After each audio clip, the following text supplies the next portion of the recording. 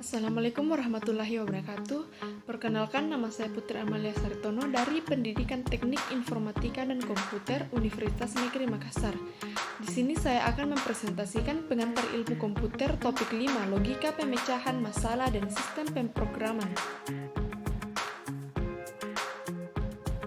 Jadi pokok pembahasan yang akan saya bahas yang pertama yaitu pengertian algoritma dan pemrograman. Kedua, definisi algoritma. Yang ketiga, algoritma. Yang keempat, notasi algoritma independen terhadap bahasa pemrograman dan mesin komputer. Yang kelima, pemrograman prosedural. Dan yang keenam yaitu aturan penulisan algoritma. Yang pertama, pengertian algoritma dan pemrograman. Ditinjau dari asal-usul katanya, kata algoritma sendiri mempunyai sejarah yang aneh. Orang hanya menemukan kata algoris yang berarti proses menghitung dengan angka Arab. Anda dikatakan algoris jika Anda menghitung menggunakan angka Arab. Para ahli bahasa berusaha menemukan asal kata ini namun hasilnya kurang memuaskan. Akhirnya, para ahli sejarah matematika menemukan asal kata tersebut yang berasal dari nama penulis buku Arab yang terkenal yaitu Abu Ja'raf Muhammad Ibnu Musa al-Khwarizmi. Bahasa pemrograman merupakan notasi yang dipergunakan untuk mendeskripsikan proses komputasi dalam format yang dapat dibaca oleh komputer dan manusia.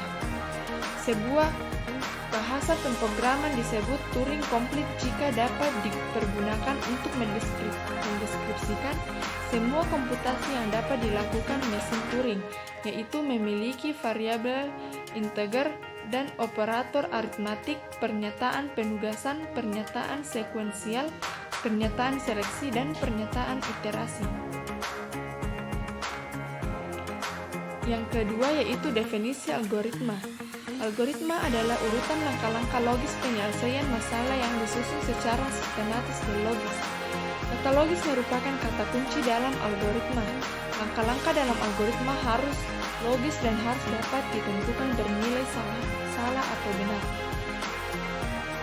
Yang pertama, algoritma merupakan jantung ilmu informatika. Algoritma adalah jantung ilmu komputer atau informatika. Banyak cabang ilmu komputer yang diacu dalam terminologi algoritma. Suatu algoritma harus dinyatakan dalam bentuk yang dapat dimengerti oleh pemproses. Jadi suatu pemproses harus A. mengerti setiap langkah dalam algoritma, B. mengerjakan operasi yang bersesuaian dengan langkah tersebut. Kemudian yang kedua, mekanisme pelaksanaan algoritma oleh pemproses. Komputer hanyalah salah satu pemproses. Agar dapat dilaksanakan oleh komputer, algoritma harus ditulis dalam notasi bahasa pemrograman sehingga dinamakan program. Kemudian yang keempat, belajar memprogram. Belajar memprogram sama dengan atau tidak belajar bahasa pemrograman. Belajar memprogram belajar tentang strategi pemecahan masalah, metodologi dan sistematika pemecahan masalah, kemudian menuliskannya dalam notasi yang disepakati bersama. Belajar memprogram bersifat pemahaman persoalan analisis dan sintesis.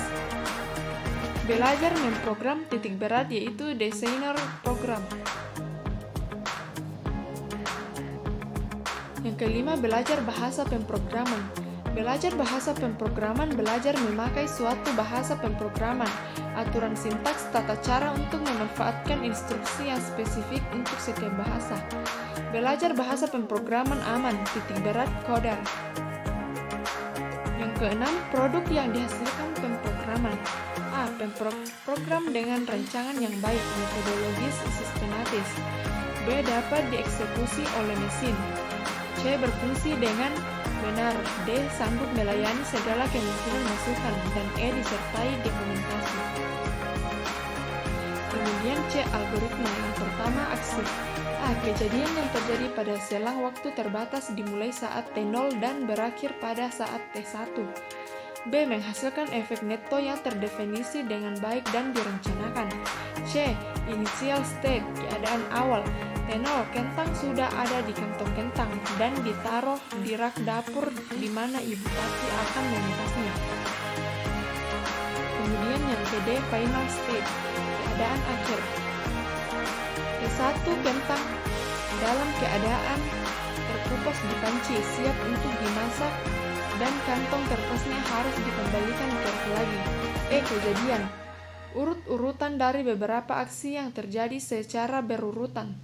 Efek kumulatif dari semua aksi yang terjadi menjadi efek neto dari kejadian.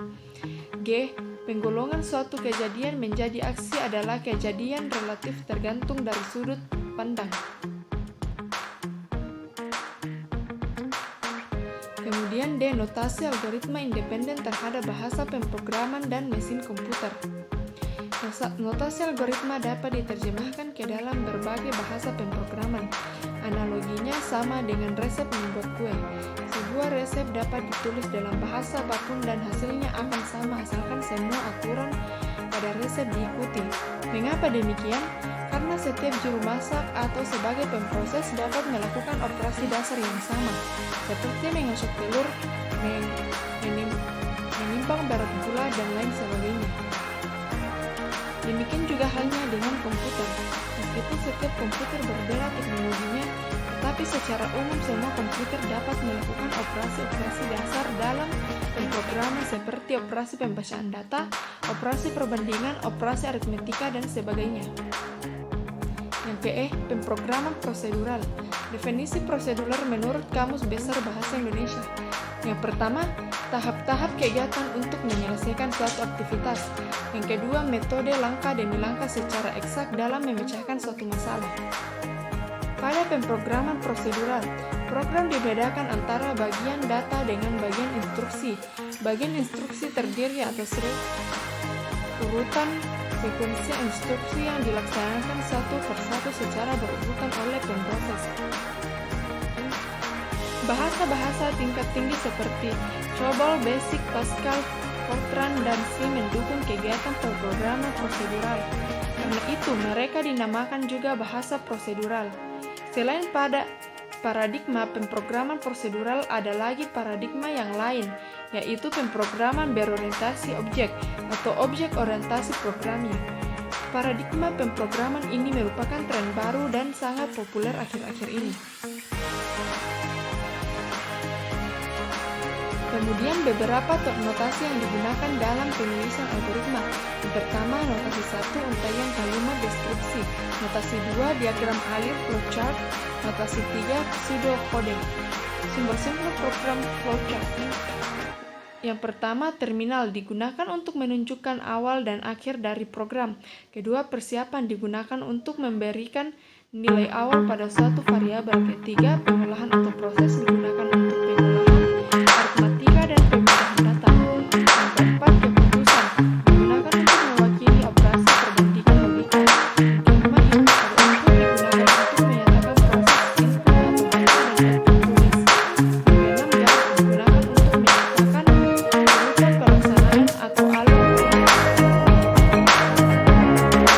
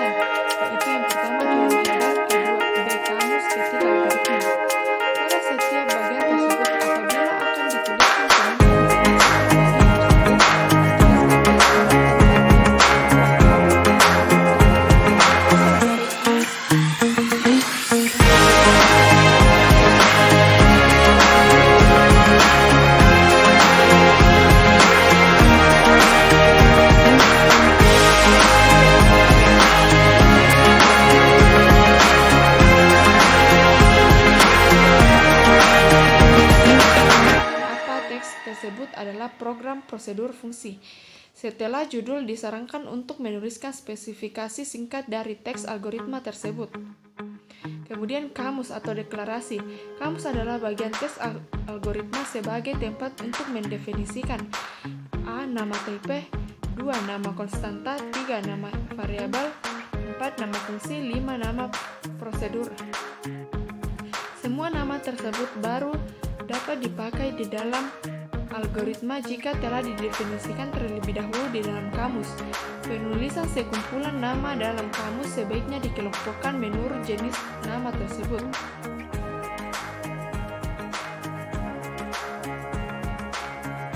Kemudian algoritma atau deskripsi.